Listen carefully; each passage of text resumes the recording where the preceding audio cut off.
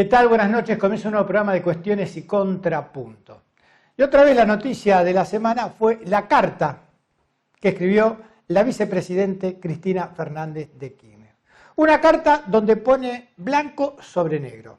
Por un lado, dice, cosa que es cierto, que el presidente de la Nación es el que tiene la lapicera y que es el encargado de definir la negociación con el Fondo Monetario Internacional. Y por otro lado, también le dijo a la oposición que el acuerdo al que llegue el gobierno con el Fondo Monetario Internacional va a tener que ser refrendado en el Congreso. Y que ahí la oposición va a tener que definirse, porque, a ver, hoy llegamos a estas instancias por culpa de la oposición, que fue quien precisamente fue al Fondo Monetario Internacional y le pidió el crédito que tenemos que pagar los argentinos. O sea que no pueden sacarse el sayo. Ellos son los responsables de la situación en la que nos encontramos. Y muy pocos dudan de que Argentina va a terminar negociando y llegando a un acuerdo con el Fondo Monetario Internacional. Ahora, seguramente una de las condiciones que va a poner el Fondo Monetario va a ser la reducción del déficit. Y acá, en este tema, no hay mucho por elegir. Porque, ¿cómo se llega a reducir el déficit actual que tenemos? O reduciendo los gastos o incrementando los ingresos. Y esto es muy importante porque ahí se va a saber entonces quiénes van a pagar los costos de esta negociación. Porque si es reduciendo los gastos, bueno, los costos los vamos a pagar los trabajadores, los jubilados y los sectores más vulnerables. Porque esos sectores van a ver que no van a poder salir de la pobreza. Es más, la pobreza se va a incrementar en la Argentina, de ser así. Ahora, si el déficit lo logramos bajar porque se incrementan los ingresos, ¿y de qué forma se pueden incrementar los ingresos? Y con crecimiento económico y también con impuestos a las clases más pudientes. En definitiva, este ajuste que nos va a costar a toda la sociedad lo va a terminar pagando o los pobres o los ricos. No hay vuelta, no hay otra cosa. Entonces vamos a ver cuál es el camino que va a elegir el gobierno. De ese camino que elija va a depender no solo el crecimiento de la Argentina y el bienestar de su gente, sino también el futuro de nuestro gobierno. Y ahora nos vamos a una nota que realizamos vía Zoom con la infectóloga Gabriela Piovano. El tema, ¿sabés cuál es? Bueno, lo de Omicron es para preocuparse, es para tener miedo, es para asustarse. ¿Cuál es la actitud que tenemos que tener frente a esta nueva variante que ha aparecido? Bueno, yo creo que como en todo este tiempo, entender que, por un lado, bueno, el hecho de que el virus sigue circulando, sobre todo, bueno, justamente en Sudáfrica, donde hay muy poco nivel de vacunación, donde no se han tenido medidas restrictivas, obviamente se generan nuevas variantes.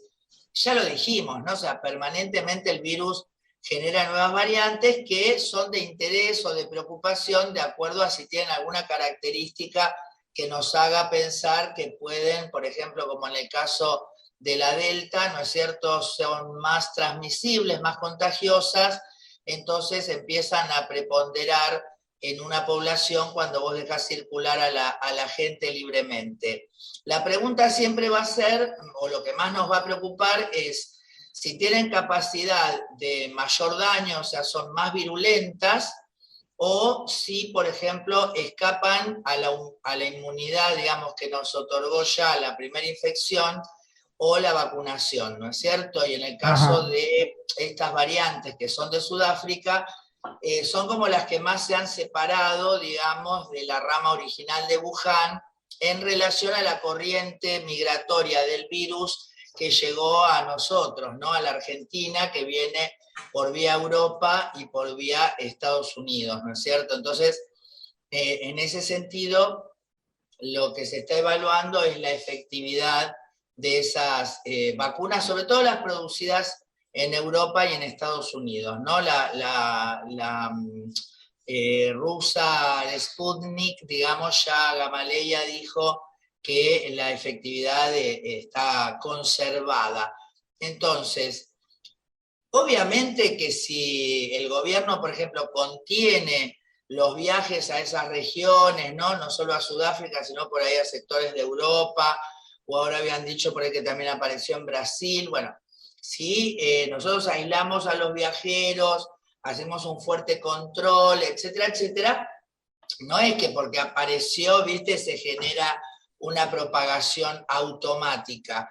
Pero vos fijate lo que nos pasó con Delta, ¿no? O sea, Delta se había empezado a encontrar a principios de este año muy poquito y pasó, ¿no? Inclusive vino toda la subida de casos, etcétera, vino julio, ahí es como que se empieza a hablar de la variante, pasaron unas semanas y la verdad que si bien se empezó a decretar que en algunos lugares había circulación comunitaria, la preponderancia era, o digamos la prevalencia dentro de las infecciones era muy baja. Por eso te acordás que hasta se animaron a decir, no, ya pasó la Delta, no es el problema. Y yo le decía, no, a ver, no pasó todavía, porque vos la tenés circulando y ahora empezás a hacer que la gente circule masivamente. Entonces, hoy, por ejemplo, ya 80-90% de la circulación comunitaria ya es por la variante Delta.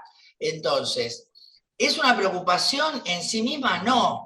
Es una preocupación el hecho de la posibilidad de generar variantes que que tengan estas características negativas, que hagan que no nos sirva, por ejemplo, la vacunación, y digamos que se generen y se propaguen y causen este problema, no por ahí específicamente la Omicron, sino cualquier otro producto de que se sigue circulando, Ahora, y no se Gabriel, frena el pasaje, perdón, y el intercambio entre los países. sí, hay algo que no se entiende desde el sentido común. Por ahí se puede entender desde la geopolítica, de vaya a saber de qué cuestión, ¿no? Pero era sabido que si no se vacunaba a todo el mundo, y cuando digo todo el mundo, aunque muchos no quieran creer, África también está dentro del mundo. Si no se vacuna a todo el mundo, esto va a seguir circulando. De nada sirve que los países hegemónicos tengan vacunas para 4 veces, o como el caso de Estados Unidos, donde hasta tuvo que tirar porque se habían vencido vacunas, cuando enfrente tiene Haití, que no tiene ni el 1%, digo, esta barbaridad, digamos. ¿Por qué se da? ¿Por qué, digamos, bueno, escúchame, hay que producir vacunas para todo el mundo y en esa cantidad dar a los que pueden pagar, los países que pueden pagar, y los países que no pueden pagarla también dárselo? Porque si no termino volviendo a infectarme dentro de fronteras adentro de mi propio país. Bueno, fíjate que para Europa ya es un problema, no los países de África, sino sus propios jóvenes y un sector muy importante, o en Rusia, ¿no? Que apenas un 25 o 30% recién están vacunados. O sea, lo que hablamos, ¿no? La Internet, la tecnología hizo avanzar en un sentido, pero desgraciadamente borró el recuerdo y el aprendizaje, ¿no? De lo pasado, de lo vivido, como para valorar, por ejemplo, por parte de estos pibes europeos, ¿no? La vacunación. Entonces, si vos no vacunás ni siquiera a los tuyos, y esto mismo que vos decís, fíjate hoy Israel, que otra vez tiene que cerrar, y también tuvo que tirar vacunas, pero no está vacunando, por ejemplo, a los palestinos, de los cuales se sirve cotidianamente. Entonces, ahí está digamos, lo que cuando uno dice que este virus interpela un poco a este modelo, ¿no? De convivencia internacional y de geopolítica, porque de todos modos a estas fuerzas que, fíjate, el virus derrotó a Donald Trump, por ejemplo, ¿no? E hizo caer a todos los gobiernos. Pero, a ver, ¿es lógico o está bien decir que esta nueva ola es la pandemia de los no vacunados? Sí, sí, porque justamente si bien la vacuna no protege contra las infecciones, ya se ha visto y tampoco, o sea, porque en medicina vos viste cómo es, ¿no? Nunca nada es todo ni nunca, ¿no es cierto? Sobre todo en un fenómeno que ocurre por primera vez, entonces todavía no tenemos una perspectiva de cómo terminó todo esto. Bueno, en ese sentido entonces lo que sí vemos es que de las personas que se enferman gravemente, su inmensa mayoría no están vacunados.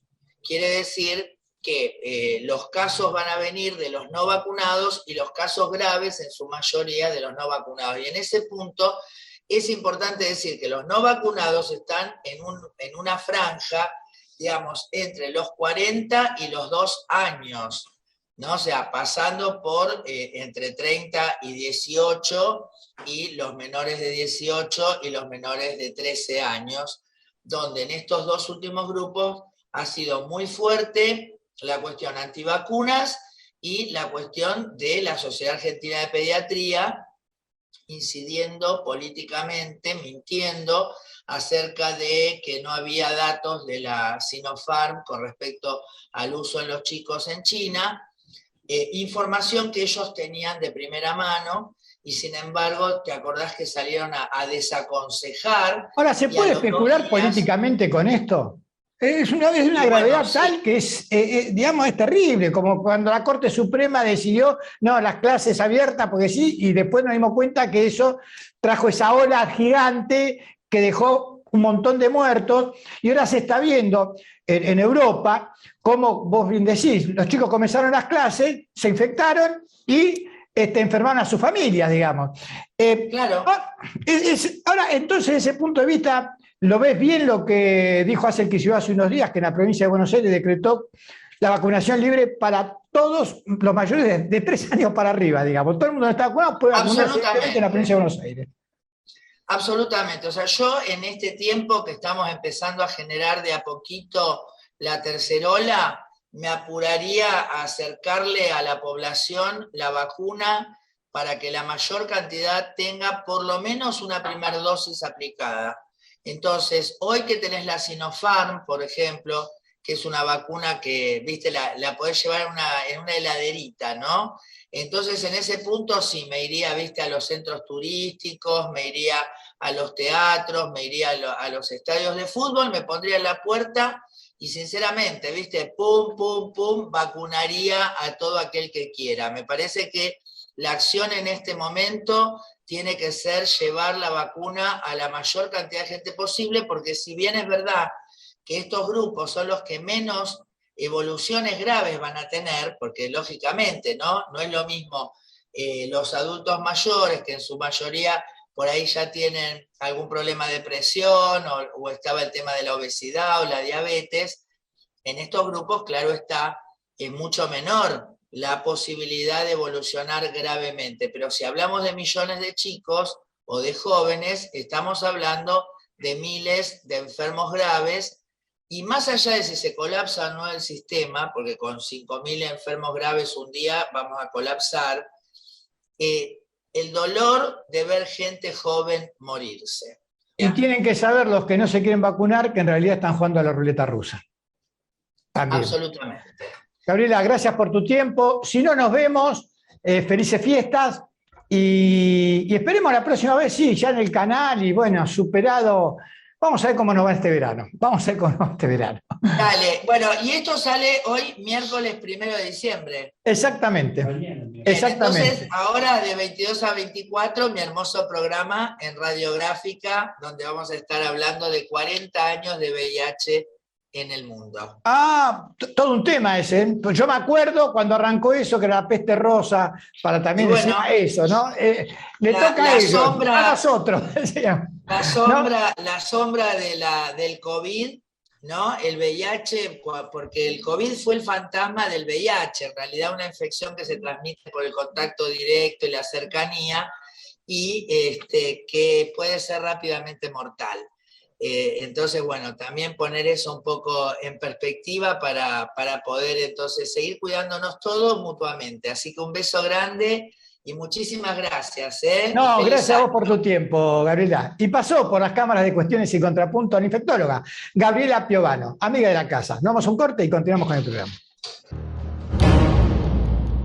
Parque Pilar vuelve a abrir sus puertas. Vení a vivir un momento único y a disfrutar del mejor entretenimiento para todos los pilarenses. Descubrí un bosque increíble, divertite con las nuevas atracciones y recorre el espacio gastronómico. Te esperamos todos los viernes de 17 a 21 horas y los sábados y domingos de 12 a 20 horas en Avenida Dr. Honorio Porredón, 2151 Villarrosa. La entrada es libre y gratuita. Podés reservarla en parquepilar.pilar.gov.ar. No te lo podés perder.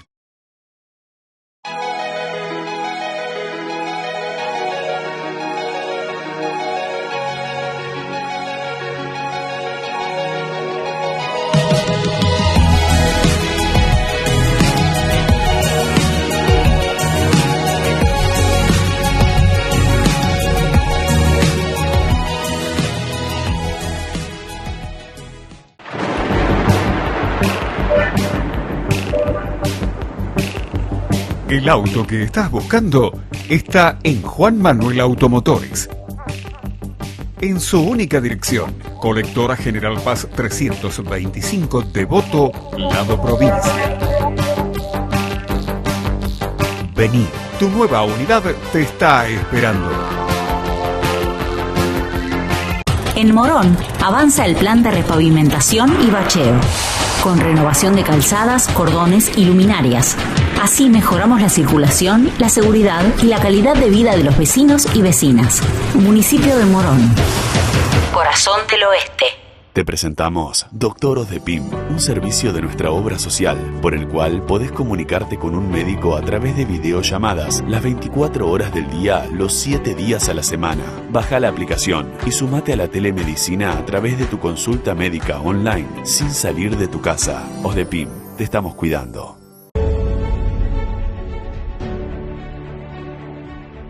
La política solo lucha para el bien del conjunto. El que viene a la política en Merlo tiene que venir a poner, no venir a sacar. No es tan difícil poner el país de pie. No es tan difícil poner la provincia de pie. No es tan difícil poner Merlo de pie. Estemos juntos.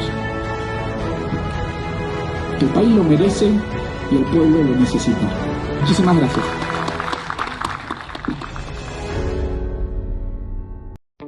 Seguinos en nuestras redes sociales y entérate de todas las actividades legislativas. Honorable Cámara de Diputados de la Provincia de Buenos Aires.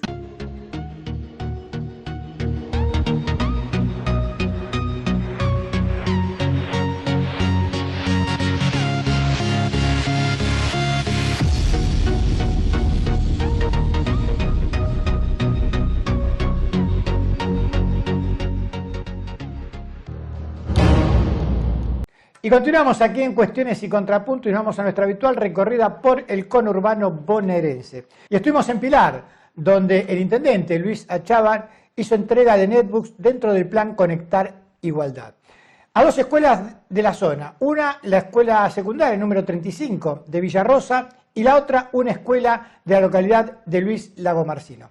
Esta es la nota.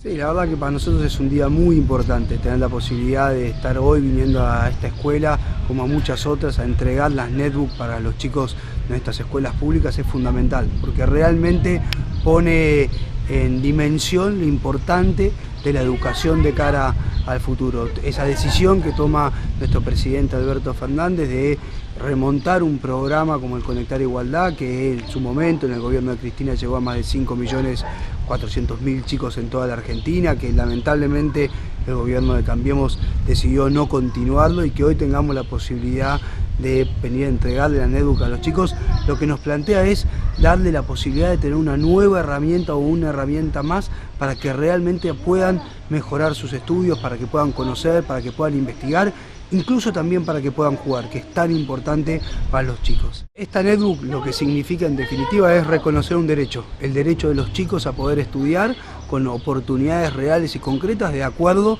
a la realidad en la que vivimos. Y lo cierto es que muchos de los chicos que hoy le entregamos la netbook no tenían una computadora en la casa, no tenían una netbook, no tenían un dispositivo digital, y poder entregárselos hoy significa muchísimo para cortar la brecha digital en el proceso educativo. Pero también tiene que ver con reconocer la realidad de cada uno de esos chicos, ¿no? Que no solamente tienen interés por estudiar, sino también por investigar, por conocer, por jugar a través de las distintas plataformas digitales, y eso también es muy importante porque los acerca a la tecnología como herramienta, y eso muchas veces significa la posibilidad de que tengan un mejor futuro. Y del distrito de Pilar nos vamos al de Merlo, donde allí su intendente Gustavo Menéndez, junto a la concejal electa Karina Menéndez y la titular del PAMI, Luana Volnovich, en el marco de los festejos de los 50 años de esa obra social, anunciaron que los centros de jubilados tendrán en forma gratuita el fútbol para todos. Esta es la nota.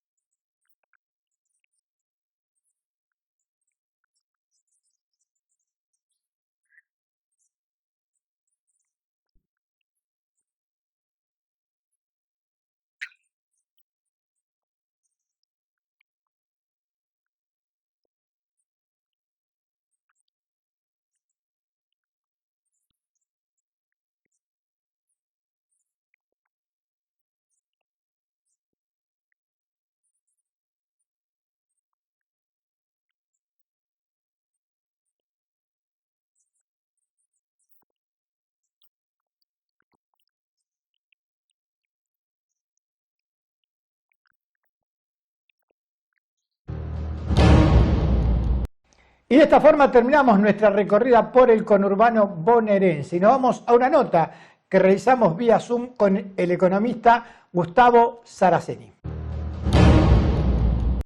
No, primero, gracias por tu tiempo. Y segundo, bueno, me parece a mí, o todo está sujeto a lo que va a ser la negociación con el Fondo Monetario Internacional. Digo en materia económica, pero en materia social, en materia política, me parece que todo está sujeto a eso. Me parece bien, es exactamente así. Mirá, ya hay varios comentarios, justamente hoy lo he escuchado a Oscar Parrilli, senador, yo no es por defenderlo a Parrilli ni por coincidir con él, pero para la clase media, sobre todo para quienes quieran viajar y todos los próximos 3, 4 años, 5 años van a ser complicados. La negociación con el Fondo Monetario exige un pago de 16.000 millones de dólares anuales que hay que generar y que hay que pagar. Todo esto sujeto a que se acuerde, sujeto al periodo de gracia que se pueda llegar a conseguir, pero para la clase media, sobre todo para la clase media, va a ser complicado y va a estar sujeto toda la sociedad argentina a lo que se tenga que conseguir para pagar al fondo, ¿no? Ahora bien, yo en la editorial toqué un poquito este tema y decía que, bueno, el tema es reducir el déficit, pero reducir el déficit ¿cómo? ¿Incrementando lo que tiene que recaudar el Estado o bajando los gastos? Digamos, son dos cosas totalmente distintas. Lo ideal sería aumentar la recaudación y no tocar el gasto, o poder subir incluso el gasto de acuerdo a si sube la recaudación y mantener superávit, pero si la coyuntura internacional, si hay un escenario recesivo, si la cepa Omicron y el coronavirus sigue complicando el panorama económico internacional, va a haber que dejar el gasto.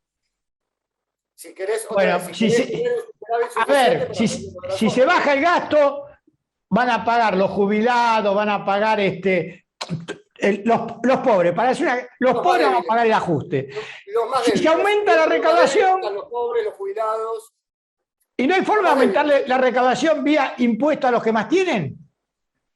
Mirá, yo estaría de acuerdo con esa idea, pero vos sabés que acá en este país haces eso y salen enseguida a pegarte por un montón de motivos, que sos recesivo, que no generás empleo. Lo ideal sería que haya crecimiento de la actividad económica y que la propia actividad económica sea la que genere el superávit.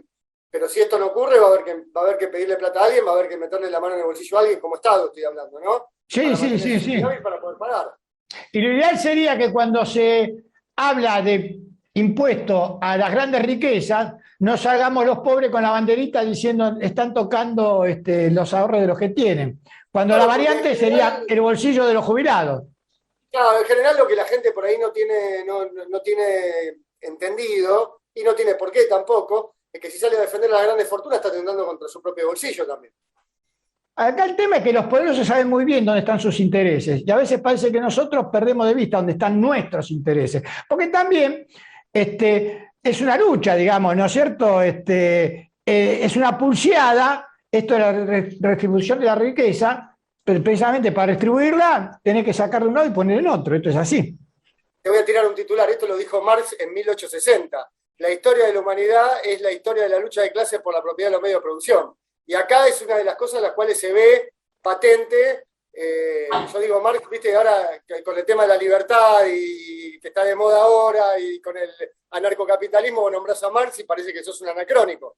Pero esto ya es sabido desde 1860 que es así. Sí, pero creo que nunca como ahora se dio de que haya más plata, ¿no es cierto?, en el mercado financiero que en el mercado productivo. Hace varios años que la economía financiera viene siendo más grande y generando más valor que la economía real. Entonces, es uno de los grandes problemas de la modernidad y de la nueva economía, ¿no? Que cómo hacemos para que el capital financiero se empalme con la economía real y para que genere valor, para que todos puedan tener un nivel de vida, que es lo que nos promete el capitalismo, ¿no? Vienen 5 años muy complicados. A los clasemedistas, como vos, como yo, como mucha gente que nos está mirando, le digo, viajar al exterior, olvídate. Viajar al exterior, olvídate. Comprar productos de última tecnología o cosas que sean en dólares, olvídate. Va a estar complicado, tenemos que generar dólares para pagar la deuda que se ha contraído. Bueno, y encima tenemos que abogar por la distribución de la riqueza, ¿no es cierto? Porque elevar el salario va a ser fundamental para el crecimiento también. Yo nunca entendí cuando dicen que producir mucho, recalentar la economía, como si fuese una cosa mala porque trae inflación, el producir más trabajo. Yo la verdad que nunca lo entendí. Es más, a veces equivocadamente, seguramente, hago una comparación política con aquellos que en el siglo XIX decían que uno de los problemas de la Argentina era la extensión, como que ser grande era un problema. Y ahora también me dicen que por ahí producir o crecer mucho también es un problema. Bueno, si es un problema, prefiero los problemas de crecimiento y no los problemas del estancamiento. Sí, en Argentina particularmente puede llegar a ser un problema, creo que creo que entiendo lo que me estás hablando. El problema en Argentina es que cada vez que vos creces mucho y muy rápido, automáticamente tenés problemas del sector externo, porque Argentina importa muchos insumos. Entonces, cada vez que nos va bien a los argentinos y empezamos, o te compras un auto, o renovás tu vestuario, o te equipás con computadoras, o te compras una tele linda o algo de eso, en realidad, sin saberlo, estás jugando divisas, porque esa computadora es importada, porque parte de las telas con las que te compraste la ropa es importada y porque el 70% del auto que te compraste es importado. Entonces a vos te está yendo bien, estás creciendo, pero estás sin quererlo, sin saberlo, estás fugando divisas. Entonces eso tiene que ver con los ciclos de top and go de la producción argentina. Lo ideal sería tener una propensión marginal a importar menor, o sea que del auto que vos te comprás de fabricación nacional, no el 70% sea importado, sino que el 70% fuera nacional. Entonces toda esa plata queda adentro y queda en un círculo virtuoso. Si entendí más o menos el planteo que vos hacés, ¿no? Pero esto nos va a requerir inversión y nos va a requerir tener esto que te decía, crecimiento endógeno y una sociedad argentina con capacidad de consumo para poder comprar productos nacionales. Y otra vez, con la restricción externa que tenemos ahora sumada de la deuda con el Fondo Monetario, yo estoy tendiendo últimamente, tengo muy positivo las últimas 2 semanas. Estoy tratando de ver esto como una oportunidad histórica, no como un problema más. De reconvertirnos y ser más nacionales en toda la producción, ¿no? Por último, ¿en los sectores financieros dan por descontado el acuerdo con el fondo? Un poco sí, un poco no. Mira, vengo en mi Instagram, vengo asesorando mucho sobre inversiones y tenemos ahora lo que es Merval planchado. Están expectantes. Están un 50% que sí, un 60% que sí. El acuerdo va a llegar, las señales del gobierno son que van a llegar. El problema es cuándo y en qué condiciones, pero va a llegar. Por eso ahora vos tenés, otra vez, lo que es acciones planchadas. Y bueno, nada, yo creo que el sector financiero confía en que sí y está expectante, porque una vez que se acuerde va a haber crecimiento de la bolsa, va a haber crecimiento de otros activos, así que sí, yo creo que sí, para ser concreto con la respuesta, sí. Pero bueno, el tema es cuándo. Gustavo, gracias por tu tiempo. A vos, muchas gracias, Carlos, saludos a todos. Y pasó por las cámaras de Cuestiones y Contrapunto el economista Gustavo Saraceni. Vamos a un corte y continuamos con el programa. Parque Pilar vuelve a abrir sus puertas. Vení a vivir un momento único y a disfrutar del mejor entretenimiento para todos los pilarenses. Descubrí un bosque increíble, divertite con las nuevas atracciones y recorre el espacio gastronómico. Te esperamos todos los viernes de 17 a 21 horas y los sábados y domingos de 12 a 20 horas en Avenida Dr. Honorio Porredón, 2151 Villarrosa. La entrada es libre y gratuita. Podés reservarla en parquepilar.pilar.gov.ar. No te lo podés perder.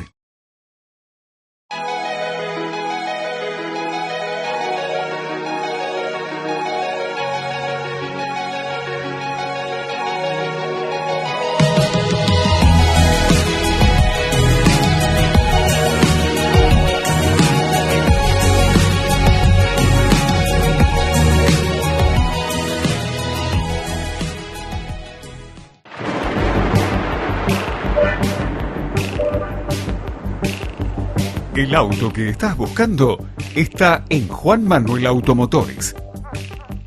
En su única dirección, Colectora General Paz 325, Devoto, lado provincia. Vení, tu nueva unidad te está esperando. En Morón avanza el plan de repavimentación y bacheo, con renovación de calzadas, cordones y luminarias. Así mejoramos la circulación, la seguridad y la calidad de vida de los vecinos y vecinas. Municipio de Morón. Corazón del Oeste. Sumate a la telemedicina a través de tu consulta médica online. OSDEPIM, te estamos cuidando. Y continuamos aquí en Cuestiones y Contrapunto y estamos con el periodista Ricardo Gota para hablar un poquito de fútbol. Ricardo, gracias por tu tiempo. No, por favor, al contrario, gracias por la invitación.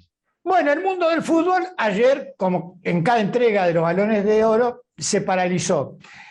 Y lo ganó por 7ª vez Messi, ¿no? Leo Messi. Muchos se preguntan si estaba bien dárselo este premio a Messi este año. Y a veces dicen que no es el mejor Messi, y puede ser que no es el mejor Messi, pero comparar a Messi con Messi no me parece muy atractivo, digamos, comparemos a Messi con los demás. ¿Cuál es tu mirada con respecto a esto? A ver, desde Argentina, he visto desde acá, sigue siendo el más grande futbolista de estos tiempos, el mejor de todos. Por supuesto que uno tiene una mirada subjetiva, y más aún después de haber logrado la Copa América hace pocos meses. Yo creo que efectivamente este no es el mejor Messi. Paradójicamente no lo es en Europa, pero sí es el mejor Messi para la selección argentina. Algo que contradice la historia, si se quiere. Messi fue un excepcional jugador en las canchas europeas durante los últimos lustros, y no lo era en la misma magnitud en la selección argentina. Bueno, en los últimos tiempos, en los últimos años, esa historia de alguna manera se revirtió. Creo que lo merece porque sigue siendo el mejor, y lo merece además porque llevó casi de la mano a la selección argentina a ganar una copa, la Copa América. Y además se lo merece por su alegría. Ayer una de las cosas que más me llamó la atención es que cuando el uruguayo Suárez le entrega el trofeo, tenía el trofeo en la mano, un trofeo que ganó por 7ª vez, y dijo algo así como: mi mayor premio es haber ganado la Copa América. Eso demuestra lo importante que fue para Messi, lo que lo conmovió el triunfo en la Copa América, y lo muestra como un pibe, aún a su edad, un pibe muy transparente, muy sincero, muy honesto y muy franco. Es esa espina clavada, como decía el propio Leo Messi, que tenía en cuanto a ganar algo con la selección argentina, ¿no? Y también creo que ha revertido, porque siempre, como vos decías, era incuestionado, pero acá en Argentina sí se lo cuestionaba, por la selección y grandes debates, ¿no? Amén de Maradona, que es otra cosa, ¿no? Porque también acá enseguida queremos comparar. No, pero digo, hasta se lo cuestionaba porque no había ganado nada. Y la relación con Messi del público argentino no era lo ideal, que tenía que ser un jugador de esa envergadura. Sin embargo, como vos decís, esto se revirtió este año y uno lo ve en las canchas y lo ve también en la cara de él cada vez que entra a jugar con la camiseta de la selección.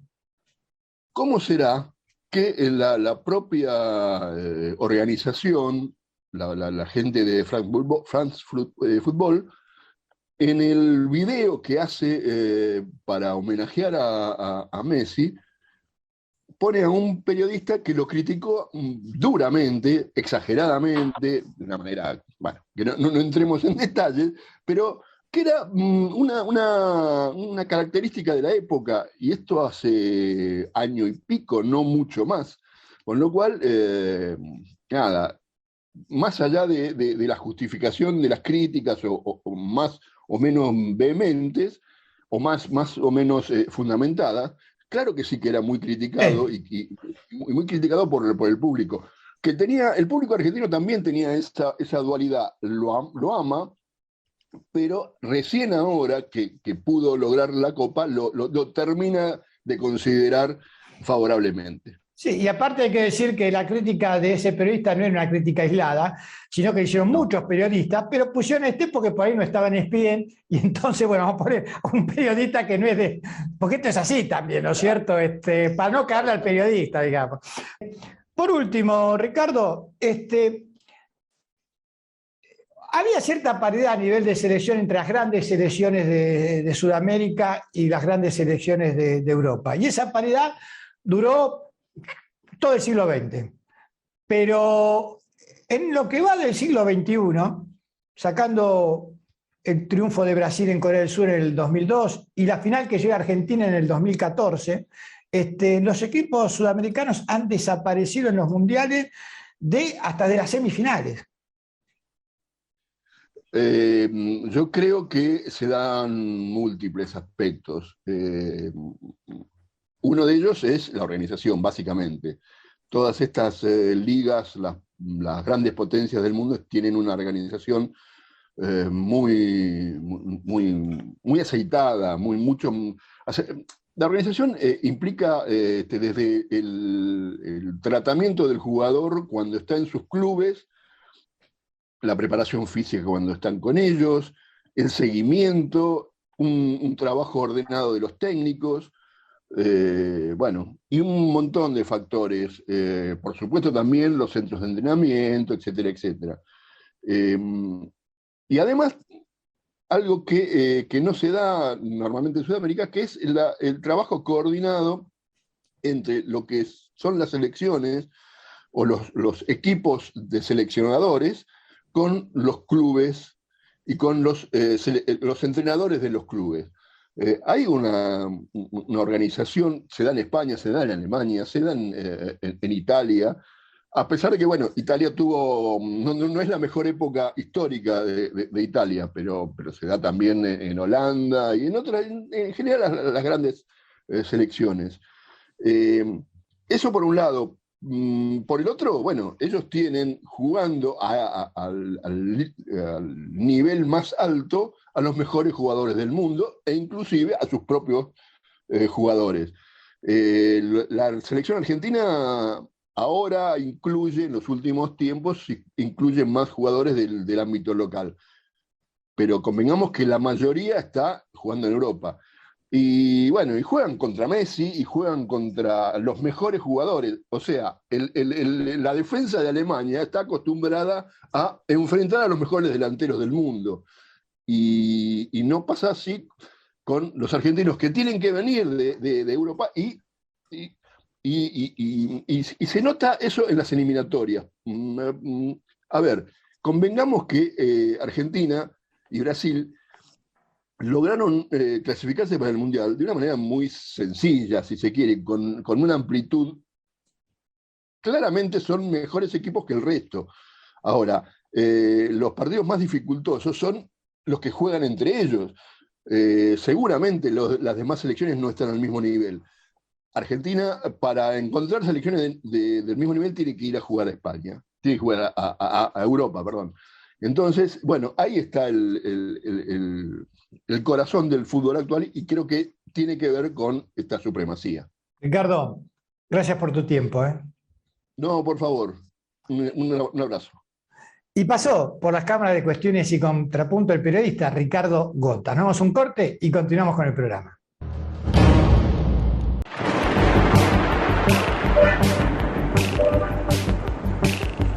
El auto que estás buscando está en Juan Manuel Automotores. En su única dirección, Colectora General Paz 325, Devoto, Lado Provincia. Vení, tu nueva unidad te está esperando. Te presentamos Doctor Odepim, un servicio de nuestra obra social, por el cual podés comunicarte con un médico a través de videollamadas las 24 horas del día, los 7 días a la semana. Baja la aplicación y sumate a la telemedicina a través de tu consulta médica online, sin salir de tu casa. Odepim, te estamos cuidando.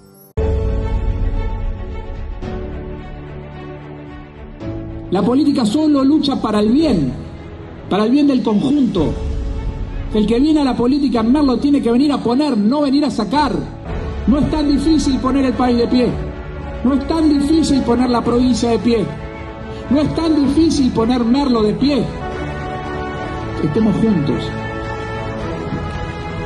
El país lo merece y el pueblo lo necesita. Muchísimas gracias.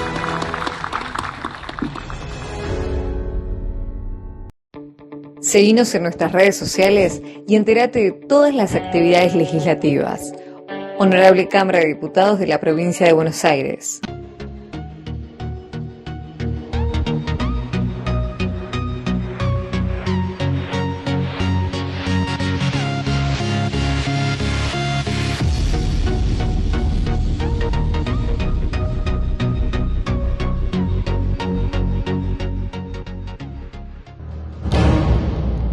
Y continuamos aquí en Cuestiones y Contrapunto y llegamos a nuestro último bloque del día de hoy.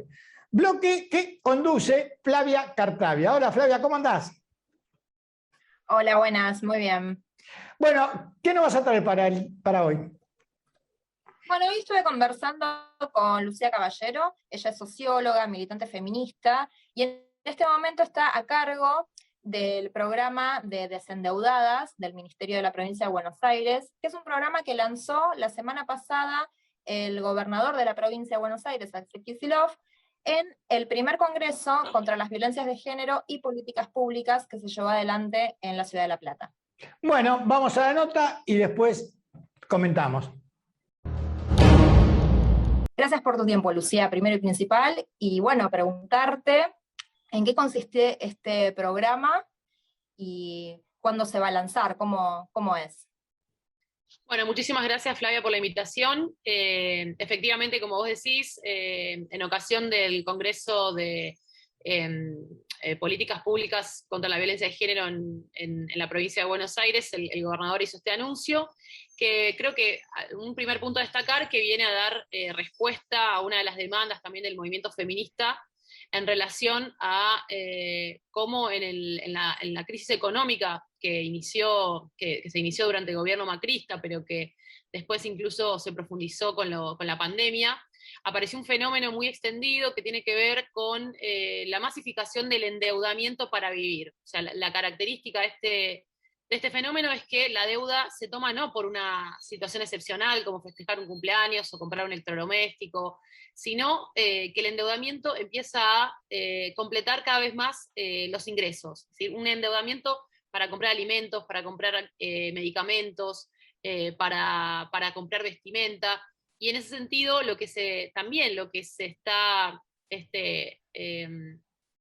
evidenciando es que hay un papel marcado de las mujeres en esta toma de deuda, por el rol que tienen en sostener las economías domésticas. Hablamos, ¿no?, de una feminización del endeudamiento. Y por último, el tercer elemento importante es cómo aparece este financiamiento, en qué condiciones. Lo que se evidencia y lo que se ve es que en los sectores más precarizados y más vulnerables, donde además están sobre representadas las mujeres, aparecen una serie de entidades que no son bancarias, sino que son entidades financieras en los barrios, que proveen financiamiento a tasas de interés altísimas, ¿no? Estamos hablando de tasas de entre 180 y 200%. Entonces este plan consiste, primero es importante destacar que es un plan que es producto del trabajo mancomunado entre el Ministerio de Géneros de Provincia de Buenos Aires, pero también del Banco Provincia, y del Ministerio de Hacienda de Provincia de Buenos Aires, donde se constituyó un fideicomiso que lo que va a hacer es pagar esas deudas con esas financieras que tienen las mujeres y refinanciarlas, pero ahora ya siendo deudoras del Banco Provincia, a una tasa de interés sustancialmente menor. Estamos hablando de una tasa del 9% contra el 180% de las financieras, en un periodo de 60 meses y con opción de un periodo de gracia de 6 meses. Y más o menos, ¿tenemos algún número, alguna estadística, algún promedio o aproximación a cuántas mujeres este programa podría ayudar?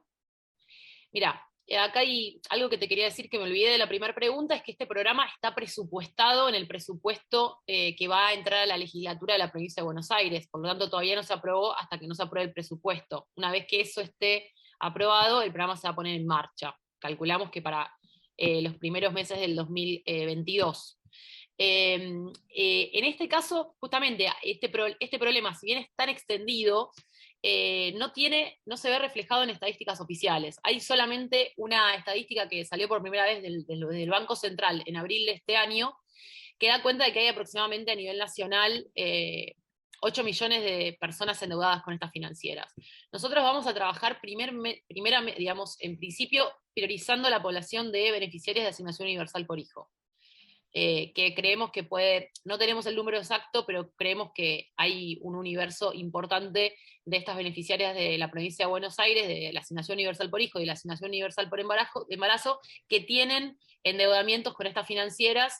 Incluso, obviamente, en un hogar pueden coexistir varios tipos de deuda, pero justamente lo que se trata es de aliviar estas deudas que están en condiciones usurarias, como decís vos, y en ese sentido también es algo importante políticamente, ¿no?, que el Estado reconozca que es injusto y es ilegítimo endeudarse para vivir a esas tasas de interés, ¿no? Entonces eso también creo que es importante reconocerlo como también una victoria política, ¿no?, de legitimación de esas formas de endeudamiento.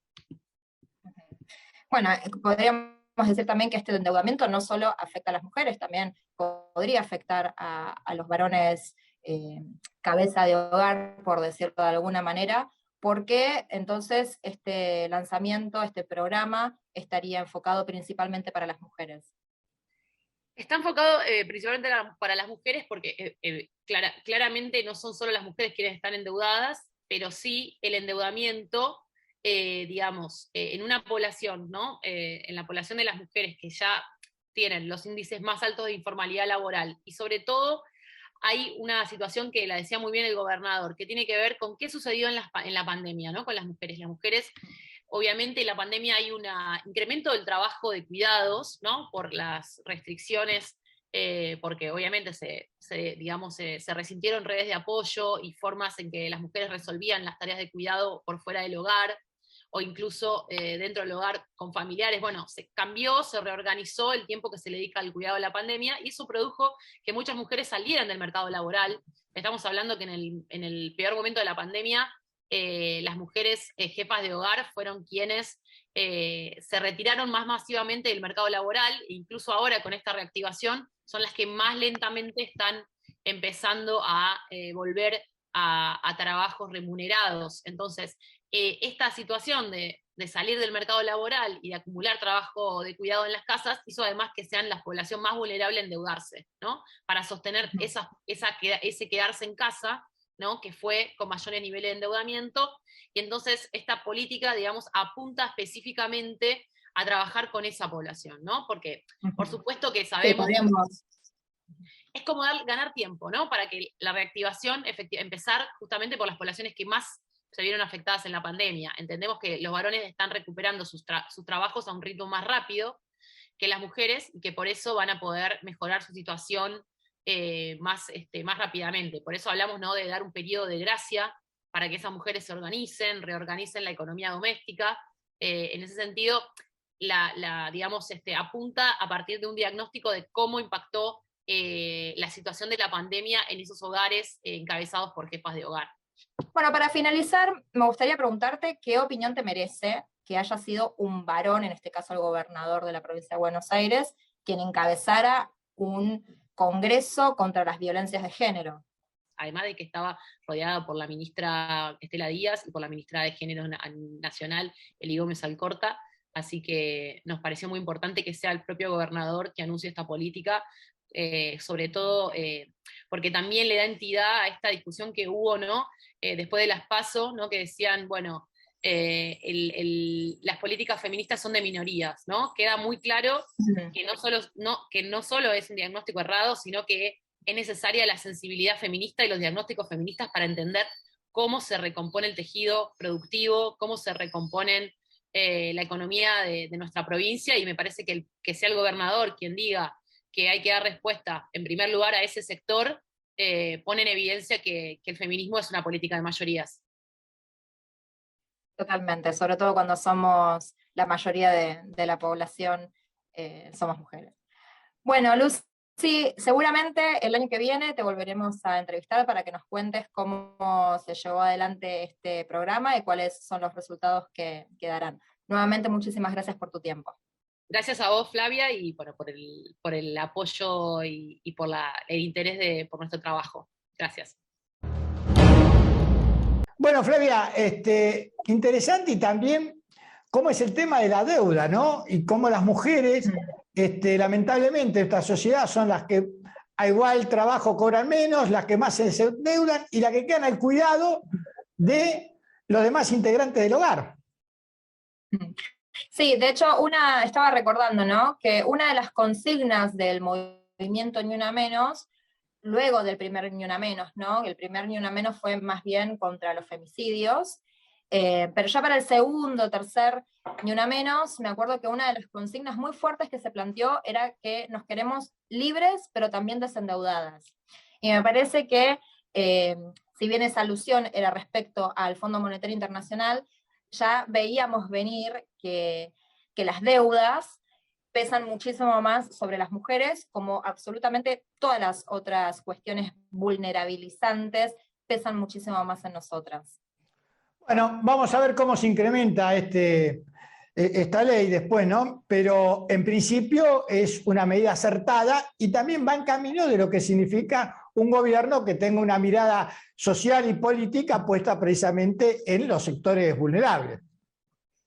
Sí, totalmente, Carlos. Ahora, yo no quisiera que termináramos este programa sin hacer mención a que, bueno, como siempre decimos, este programa lo grabamos los martes y lo sacamos los miércoles, pero en este momento, en estas horas, está por hacerse presente Telma Fardín en la causa contra D'Artés, que inició ella hace ya un par de años, y bueno, si bien el veredicto del juzgamiento contra D'Artés lo tendremos de acá a un mes, es importante hacer mención a esto, y desde este espacio, desde nuestro programa como comunicadores, dar todo el apoyo para que la justicia resuelva como tenga que resolver, pero que sea en favor no solamente de Telma Fardín, sino de todas las mujeres que quieren salir a hablar. Así es, Flavia, así es, hiciste bien en recordarlo, porque aparte es un caso único a nivel mundial, donde tienen tres ministerios fiscales, ¿no es cierto? O sea, Argentina, Nicaragua, Brasil, con la complejidad que ello significa, y en realidad la nueva mirada también que hay en la justicia, porque esto 10 años atrás era impensable. No estoy hablando ni de 100 ni 50, 10 años atrás era impensable. Y esto significa también el gran avance que hubo, sobre todo en esta región, en estos temas, ¿no es cierto? Bueno, vamos a esperar a ver el fallo y seguramente lo vamos a comentar en nuestros próximos programas. Y se nos termina el tiempo, como siempre. Gracias por haber estado y a ustedes también por habernos permitir entrar en sus hogares. Nos vamos a ver la semana que viene, miércoles 22 horas, para más Cuestiones y Contrapunto. Han sido ustedes muy amables.